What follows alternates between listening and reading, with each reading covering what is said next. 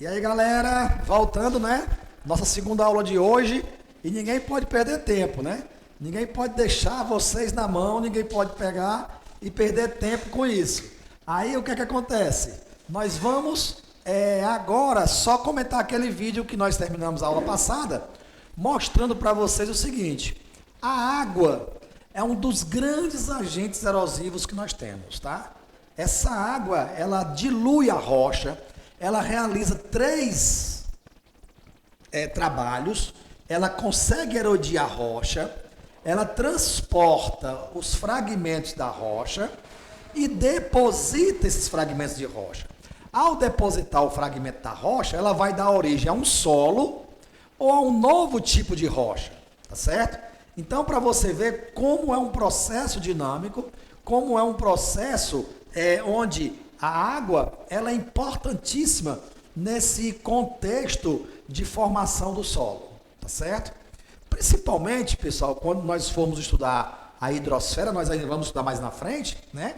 A água, ela é fundamental para o ser humano. Olha, só para você ter uma ideia, você já deve ter visto muitas pessoas aí em noticiários fazendo, né, greve de fome. Mas dificilmente o indivíduo faz greve de água. Por quê? Porque a água ela traz nutrientes, ela tem sais minerais que alimentam o nosso organismo. Então, uma pessoa é capaz de passar um mês sem comer, mas não passa mais do que 2 dias sem tomar água. Você vê vocês, quando saem para o intervalo na escola, ou quando está na sala de aula, tio, eu posso ir aí tomar água? Tio, não sei o que, é todo mundo com a garrafinha, né, de água? Né? Nós, 70% do nosso corpo é água.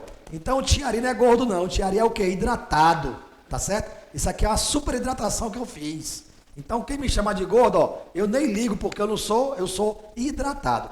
Mas vamos para frente. Então no vídeo foi mostrado para vocês o processo de degradação da rocha, o processo de formação do solo e até o processo de formação de outra rocha, que é uma rocha sedimentar, tá certo? Então, nesse contexto todo, nós entendemos que os agentes erosivos, eles, além de serem agentes erosivos, eles também são agentes transportadores e são depositores de sedimentos. Então, você vê como é dinâmico, né, esse processo de erosão que acontece. Nesse agora, nós vamos falar sobre a erosão e as águas subterrâneas. Gente, nós comentamos com vocês, tá? Que os elementos da natureza, eles interagem. Não adianta que eu falar que choveu porque tinha que chover. Não. Algum elemento ou alguns elementos, eles interagiram para provocar aquela queda d'água. Né? Nós vamos ver, essa semana agora, né, terça-feira, ou foi segunda ou foi terça, aconteceu um ciclone lá em Santa Catarina, entendeu? Olha, gente, se vocês verem as imagens, derrubou fios de poste, virou caminhões, derrubou aquelas plataformas de postos de gasolina, entendeu? O mar ficou agitado, que os barcos ficaram sendo levados de um lado para outro, pessoas sendo arrastadas, né? Tirou vidraças de prédios. Olha só, e é um ciclone, né? Tá certo? Não é um furacão como aqueles que acontecem no Japão, nos Estados Unidos, não. Foi um ciclone tropical. Tio Ari, mas aqui no Brasil é passível de acontecer isso? Gente, a natureza ela é muito dinâmica. Então pode acontecer, tá? Não é que o Brasil tem essas características, mas como a natureza dinâmica, ela muda, então muitos fenômenos naturais podem acontecer, às vezes até por própria interferência humana, né? Não é que o ser humano criou o furacão, o ciclone, mas por ações que o ser humano provocou na natureza, que trouxe essas consequências, né, de desgaste para o nosso dia a dia, tá certo? E agora, nessa segunda aula de hoje, nós vamos falar sobre a erosão e as águas subterrâneas. Nós aprendemos que erosão é o quê? É o desgaste do solo. Essa erosão, ela pode ser causada pela ação da temperatura, ela pode ser causada pelo vento, né? Talvez você na praia com seus pais, seus irmãos, já tenha levado uma surra de areia, né? Quando aquele vento vem forte, chega, bate areia nas nossas pernas, né? Nas nossas costas, chega, dói. Ali é o vento transportando os sedimentos de um lado para outro. Certo? Aquelas conchinhas que nós encontramos muitas vezes em algumas praias, resultado do trabalho do mar que traz lá de dentro, das partes mais profundas, para as partes mais rasas do mar. Então você vê como há um processo de transporte, de erosão, degradação desses elementos. A água é um dos elementos mais fortes para esse processo de erosão. Então nós vamos entender agora qual é a relação dessa erosão e dessas águas subterrâneas, tá certo? Ou se os dois estão em comum, acordo, ou se eles agem diferentemente, tá bom? Vamos para frente, né? Então vamos aqui. Erosão, definição, tá? Consiste no processo de perda do solo causado pela ação de agentes externos do planeta. Por que perda do solo? Porque os agentes erosivos vão tirar um solo dessa região e levar para outra, tá? Então, consiste na perda do solo. É o desgaste da região. É o desgaste de uma área provocado por um agente erosivo. Beleza? Os agentes externos são aqueles que atuam sobre a superfície da Terra. Vocês lembram? Água. Essa água que pode ser das chuvas, dos rios, as geleiras, né? A água do mar, o vento, o sol, os agentes, os elementos da natureza, né? Que podem provocar esse tipo de desgaste do solo, tá bom? Muitas vezes, a degradação do solo é ocasionada pela ação humana, que trata o solo de maneira errada, prejudicando a sua preservação. Nós chamamos de ação antrópica, tá? O desgaste do solo provocado pelo ser humano, ok? Então nós chamamos qualquer ação do ser humano que provoca desgaste, nós chamamos que ocorreu uma ação humana. Qualquer mudança, aliás, né? O ser humano provoca uma mudança na paisagem, nós falamos que foi uma ação antrópica, tá ok? Para você entender. Então, tio Ari, então, sempre quando nós seres humanos agirmos sobre algum elemento, quer seja da natureza ou da cidade, é uma ação antrópica. Show de bola. Entenderam aí, né? Então, essa ação, ela provoca, tá? Ela provoca esses processos de mudanças. Claro que a ação humana, ela é muito mais rápida, muito mais violenta, né? Do que a ação natural, porque a natureza, os elementos da natureza, eles não agem bruscamente. Eles vão acontecendo ao longo dos anos, vão provocando mudanças ao longo do tempo. Então, não é da noite para o dia que a natureza transforma alguma paisagem, mas o ser humano sim. Por quê? Porque o ser humano tem técnicas mais agressivas que vão provocar as mudanças naturais mais rapidamente do que a ação dos elementos da natureza. Por exemplo, o ser humano vai cavar um túnel na rocha. Com explosivos ele cava o túnel e acabou-se. Mas para a natureza cavar aquele túnel, olha, demora séculos e séculos e mais séculos e mais séculos para acontecer. Tá certo? Porque a ação da natureza é lenta. Nada que a natureza faça, ela vai trazer resultado amanhã. Ela vai demorar um bom tempo para provocar esse desgaste. Tá certo? E o ser humano, só para a gente complementar, muitas vezes, ele por ter uma visão muito materialista das coisas, ele não vê a importância do ambiente natural. Ele não vê a importância da natureza. E aí, por não ver a importância da natureza, o que acontece? Ele não o preserva, tá? Ele acha que a natureza está ali para ser explorada, né? Mas muitas vezes, quando ele provoca uma exploração da natureza de maneira desordenada, ele provoca um impacto negativo. Porque quando eu mudo o aspecto natural, Eu não mudo só aquele aspecto natural. Eu não derrubei só a árvore em si.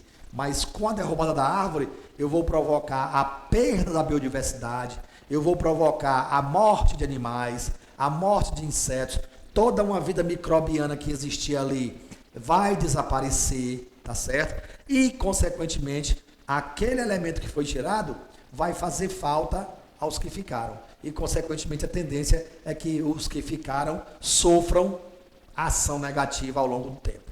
Tá bom? Vamos lá. Só molhar aqui a garganta.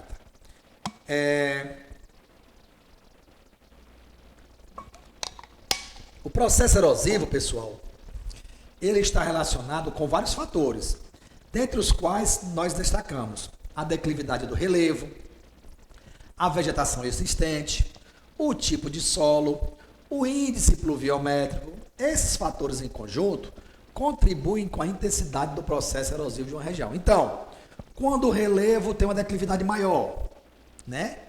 Quando aquele relevo ele não tem vegetação, tá?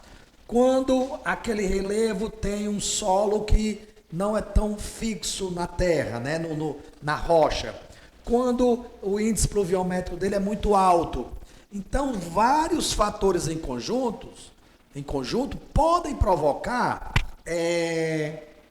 desgaste naquele solo.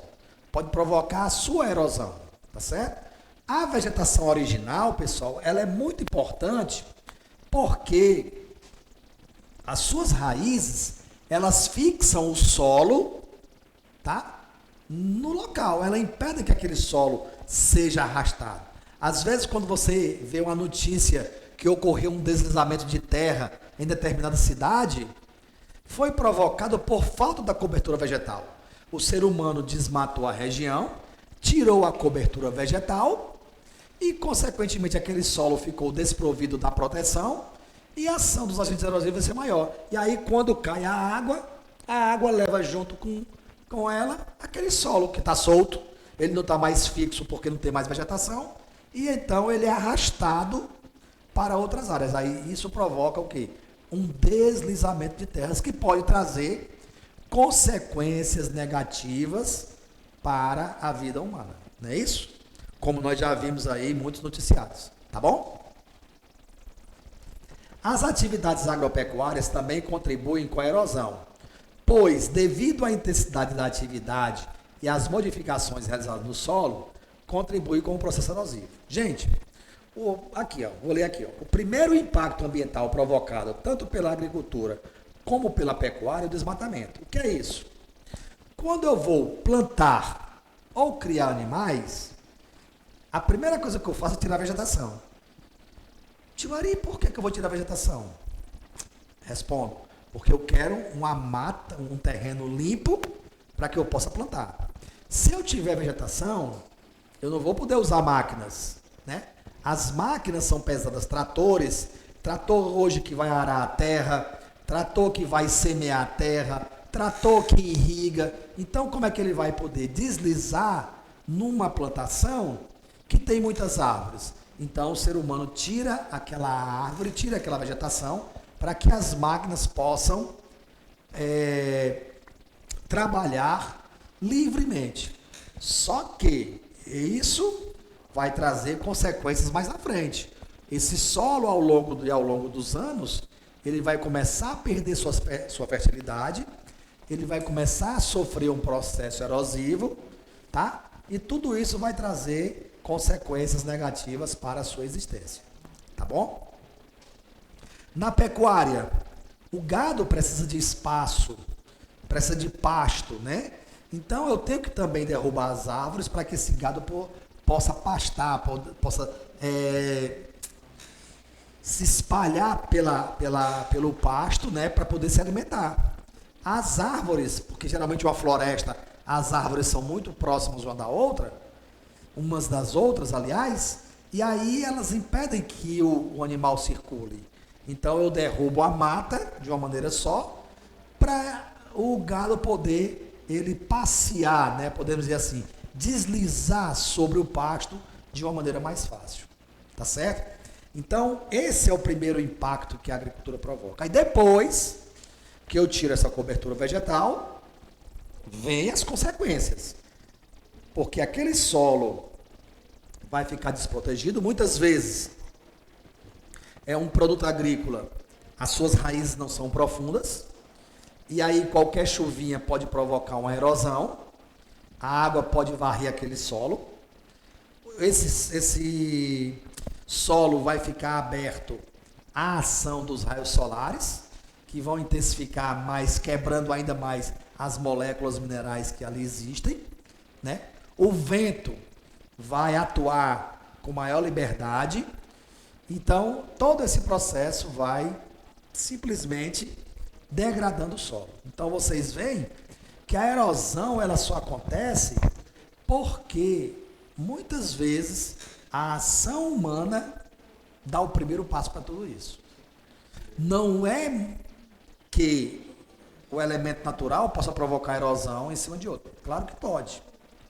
Mas geralmente o pontapé inicial, quem dá o começo naquele processo erosivo é a ação humana. Tá certo? Vamos para frente? Os tipos de erosão, tá? Com base no grau de erosão, eles podem ser classificados em erosão laminar ou linear, erosão em sulcos e erosão em vossorocas. Vamos entender cada uma delas. Aqui nós temos, eu vou só ajeitar aqui essa imagem, pessoal, bem rapidinho.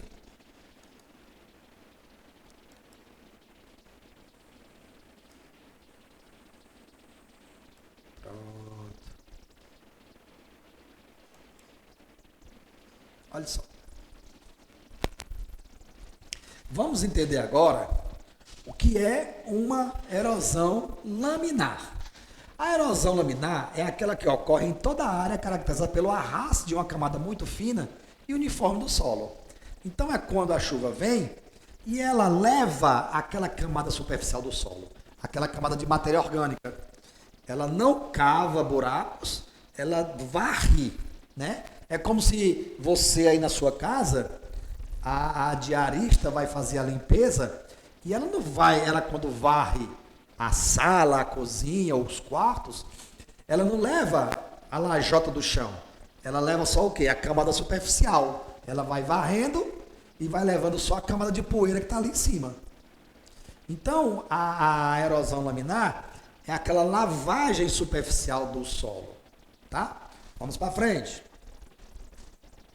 A forma mais perigosa de erosão, uma vez que ela não é percebida logo no início, é notada somente quando atinge um grau elevado, ou seja, após descobrir as raízes das plantas. Então, ela ocorre lentamente, ela vai acontecendo de uma maneira lenta e traz para nós, tá certo? Um processo de desgaste que você não vai percebendo. Aí depois que a erosão já está totalmente formada, que não dá mais para você recuperar, né? Ou tomar uma posição para que a erosão não se alastre, ela já tem levado tudo. E o solo, pessoal, quando você leva de uma área para outra, solo não é assim, levou o meu solo, eu vou pegar outra colar e colocar aqui. Não é assim, não. O solo se forma naturalmente, tá? Eu posso corrigir o solo com técnicas modernas de recuperação de solo, através da irrigação, através da adubação, tá certo? Mas eu não posso criar um solo. Eu vou criar o solo. Eu perdi o meu, agora eu vou criar um. Não é assim. O solo, como nós vimos na primeira aula, ele é um processo de formação natural. Vocês viram até no vídeo, né? O solo ele vai passando para a gente ao longo do tempo. A água corrói a rocha na parte mais alta, vai transportando até criar um solo. Ou a rocha vai se decompondo naquela região para poder dar origem ao solo. Então não é assim, eu criei um solo. Não. Tá certo? É a remoção de solo de uma área inclinada em camadas finas. O ressecamento e a lavagem da encosta são formas de erosão laminar. Então você vê aqui na imagem tá? Um processo onde a camada superficial foi levada e aí esse solo muitas vezes fica sem recuperação. E qual é a consequência de um solo que sofre erosão? A tendência é que ele entre num processo chamado desertificação. Oh, tio Ari, então pode virar um deserto se nós não tomarmos cuidado? Sim. Para você ter uma ideia, aqui no Ceará, nós temos 3 municípios que já temos áreas que são desertificadas. Um município é Irauçuba, que é um município muito quente, é um dos municípios onde chove menos aqui no Ceará, e ele tem áreas desertificadas. O município de Quixadá, no Sertão Central, e Tauá, que é um município que fica na fronteira, já próximo à fronteira com o Piauí. São 3 municípios que nós temos áreas de deserto, que o solo virou areia. E aí nós perdemos o solo. Virou um deserto. Se o ser humano não tomar cuidado com as atitudes que ele toma, né, de agressão contra o solo, a tendência é que nós venhamos a ter um processo de desertificação ao longo de vários e vários anos, tá certo? Porque muitas vezes a desertificação ela é irreversível, tá bom? Mas vamos para frente. O outro tipo de erosão é a erosão em sulcos, formação de valas ou sulcos no terreno, sendo facilmente percebida. Em estágio mais avançados, favorece o aparecimento de vossorocas. Então, os sulcos é isso, ó. A água vem e vai criando pequenas valinhas, né, cortando aquele solo. Isso é um sulco. Ele provocou um desgaste, né, naquela região. Levou a parte mais frágil do solo, transportou dessa região para outra região. E claro, na hora que eu fiz essa ruptura, ó, eu rompi aqui o padrão do solo, a tendência é que os outros comecem a se desgastar. Porque esse aqui vai começar a cair fragmentos, o vento vai levando esses fragmentos, o vento vai agir nessas partes aqui, e aí ele vai corroendo ao longo do tempo, e isso vai provocar também o desgaste desse solo. Vocês veem que esse processo erosivo, ele é resultado dessas ações que muitas vezes o ser humano ele não vê, né, de imediato as consequências do seu ato. Embora ele saiba que vai trazer consequência negativa. Tá bom? Erosão em vossorocas é a que ocorre em valetas profundas, podendo atingir metros de profundidade e comprimento. Aparecem geralmente em terrenos arenosos e porosos. Em estágios avançados, são de difícil recuperação. Aí é quando a água da chuva ela escava o solo, criando grandes valas, que aí não tem mais condição. O solo fica irrecuperável. Por falta de quê? Da cobertura vegetal. Como não tinha cobertura vegetal ali, eu não tive como proteger esse solo das ações dos agentes erosivos. Infelizmente, esse é o reflexo das ações humanas sobre o espaço natural, tá certo? Então é muito importante que a gente entenda que muitas consequências do ser humano sobre a natureza, e no caso aí específico que nós estamos falando, que é o solo, a tendência é que esses solos, muitas vezes, eles não sejam recuperados. Ah, mas tio Ari, tu não disse que tem técnicas que podem melhorar? Tem técnicas que eu posso diminuir o grau de infertilidade do solo, né? Eu posso tornar aquele solo infértil em solo fértil, sim, mas também tem outros casos que eles se tornam irreversíveis, tá bom? A erosão por vossorocas é causada por fatores ligados ao solo, às propriedades dele, que condicionam a formação de vossorocas. São em relevos abruptos, entre os horizontes superficiais e subsuperficiais. Fluxo superficial, argila altamente dispersível e uma fraca estrutura do solo. Por exemplo, atividades agrícolas, desmatamentos, queimadas, pastoreio, construção de estradas, trilhas, drenos mal dimensionados e outras estruturas de engenharia que provocam a concentração da enxurrada. E veja bem, essa ação erosiva vai acontecer nas áreas mais superficiais, né?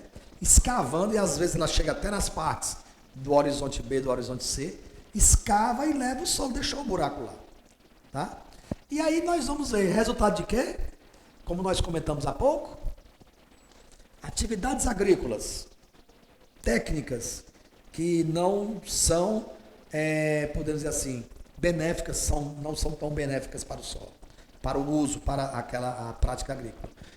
Gente, muitas vezes, o uso de máquinas pesadas, elas contribuem com a compactação do solo. A máquina passando constantemente naquele solo, vai comprimir seus poros e aquela água que antes infiltrava, ela vai escorrer pela superfície, né? O solo compactou. Tipo aqui o solo da sala. Se eu jogar água no solo da sala, né, no piso da sala, a água não vai infiltrar, ela vai escorrer, porque aqui não tem poros. Mas quando a água cai no solo que é poroso, a água infiltra, entendeu? Então, quando eu passo a máquina sobre aquele solo, ela vai compactar os poros, a água vai bater, ao invés de infiltrar, não. Ela vai escorrer pela superfície. Outro, desmatamento. Como nós falamos, a vegetação é uma proteção do solo. Nós vamos já ver técnicas agrícolas sobre isso. Queimadas. O ser humano acha que quando está queimando a mata, ele só queima a mata. Mas não. Ele queima também a matéria orgânica existente no solo. Ele queima também os nutrientes, ele queima uma quantidade de elementos que são importantes, como as bactérias, os fungos e até os insetos. As formigas que furam o solo, as minhocas que com seus excrementos vão dar humus ao solo. O humus é a matéria orgânica, né? Então aqueles animais, aqueles insetos que vão furar o solo para ampliar seus poros, para que o vento e a água penetrem, já vão desaparecer. Então isso também é prejudicial ao solo. Pastoreio, o gado é pesado, tá? Então imagine uma manada de 100 animais, né, de bois e vacas no solo. Pisotear o solo e também do mesmo jeito que o carro ou a máquina, ele vai compactar o solo, tá? Construção de estradas. Quando eu faço a construção, eu ponho o asfaltamento numa região, eu vou deixar aquela área impermeável. Então a água vai deslizar para as outras áreas e vai com maior força, porque ela vai sair da área da estrada para ir para a área de solo. E a tendência é que ela provoque erosão. Algumas trilhas, pessoas que fazem trilhas de maneira errada, né? Dentro do mangue. O mangue, gente, não é para pensar, não. O mangue é para você observar. Você pensa, vou fazer uma trilha no mangue. É altamente negativo isso, porque você pode comprometer a vida existente ali, né? Drenos mal dimensionados, muitas vezes a gente vê que choveu e a água levou a ponte, uma estrada, porque foi mal feito aquele dreno, a parte por onde a água ia passar, né? E outras estruturas de engenharia que vão provocando aí o desgaste. Então, muitas vezes isso é resultado da ação humana, tá certo? E aqui é um exemplo de Vossoroca, olha só. Escavou, não dá mais para recuperar o solo do jeito que está aí. A máquina, olha aqui, o que nós falamos do drenos. Isso aqui são manilhas por onde a água ia passar para não escavar. Ela estourou, provocou a ruptura, né? A água lá embaixo, ninguém estava vendo. A tubulação quebrou e aí levou a água. Aí de repente o solo cai. Já aconteceu, não sei se vocês já viram, né? O cara vai no arroz e de repente o carro cai no buraco. Por que foi aquilo ali? Porque a drenagem foi mal feita, né? Ocorreu um vazamento, ninguém percebeu porque está lá embaixo. Aí foi tirando a terra, ficou só aquela camadinha de asfalto. O cara vem no carro pensando que está tudo bem e o peso do carro faz o asfalto quebrar e o cara cai no buraco lá profundo.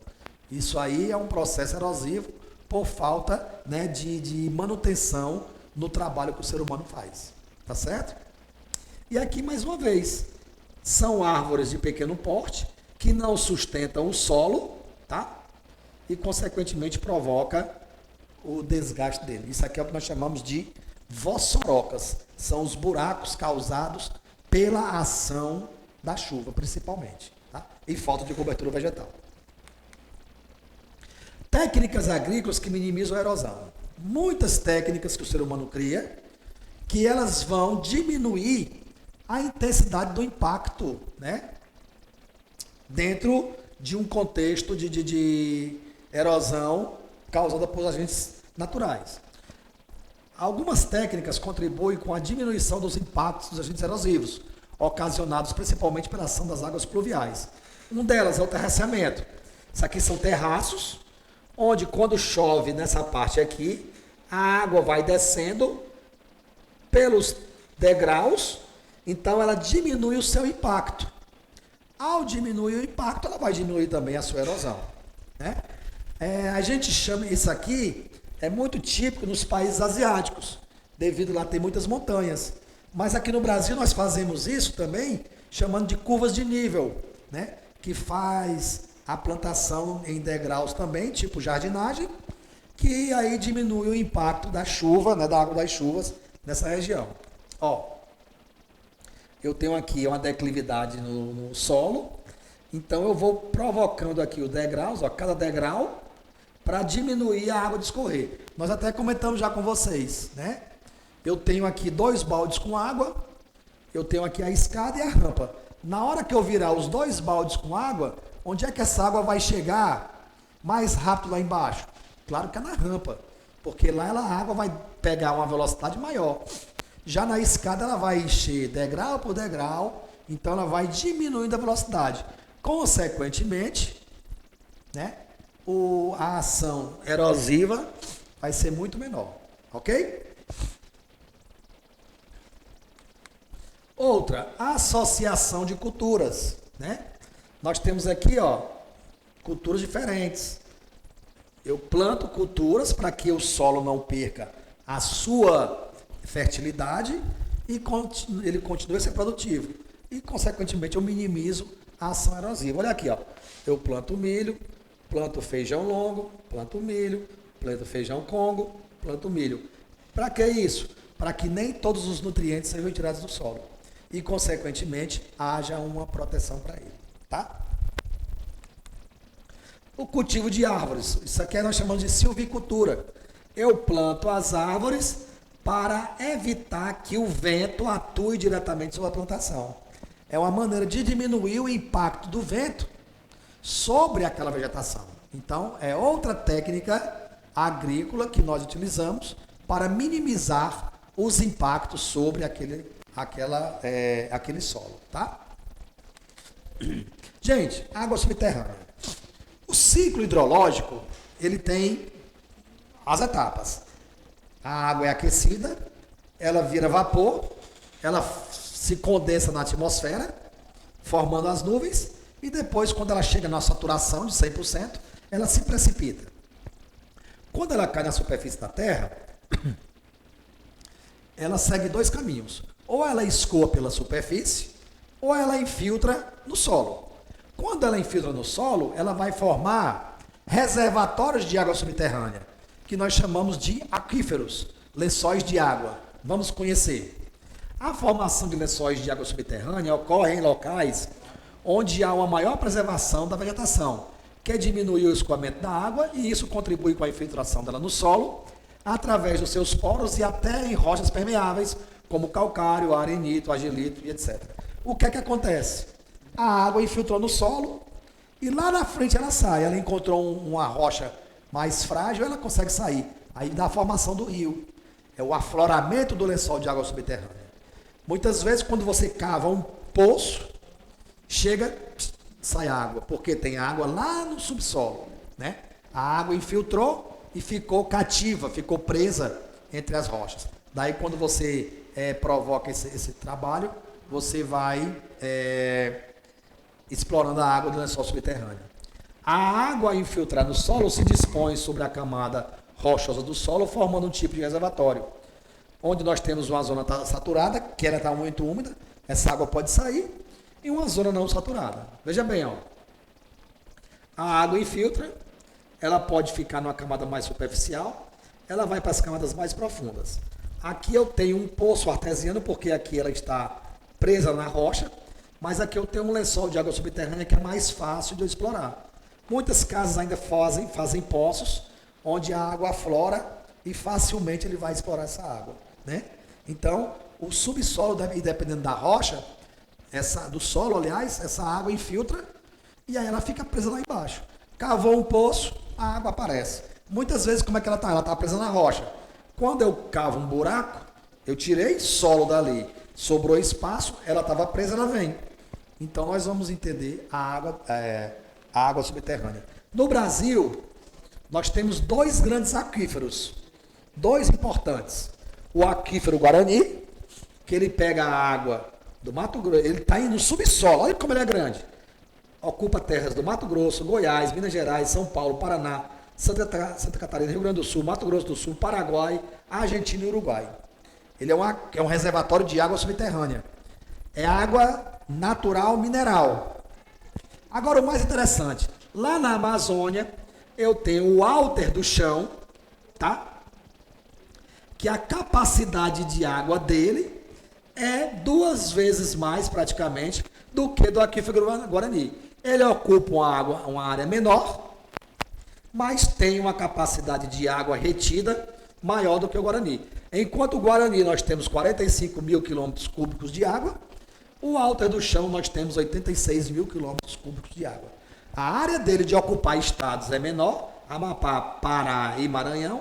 Aqui eu tenho mais estados e até outros países, mas a capacidade de reter a água dele é menor, ok? E aqui, gente, nós vamos para as questões, né, que nós temos no livro, Consolidando os Conhecimentos. Eu explico como são formados os solos. Os solos se formam pelo processo de decomposição da rocha pela ação do intemperismo. Na segunda questão tem uma foto, você vai ver no seu livro, né? Isso aí são das páginas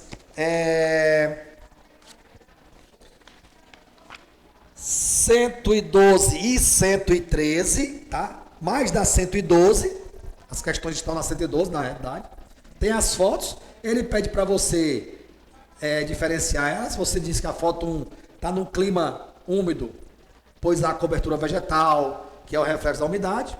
A ação da água nesse tipo de solo é intensa, por isso formam-se solos espessos. Já a foto 2 mostra um solo contrário, pois é de uma região semiárida. Ele é do tipo rochoso, pouco profundo, e que dá condições para a formação de vegetação rala e xerófilas, que são plantas que se adaptam a pouca umidade. Tá certo? E a questão 3, por que ocorrem movimentos de massa do solo em encostas? Porque à medida que o solo vai recebendo mais sedimentos na sua composição, ele vai ficando mais pesado.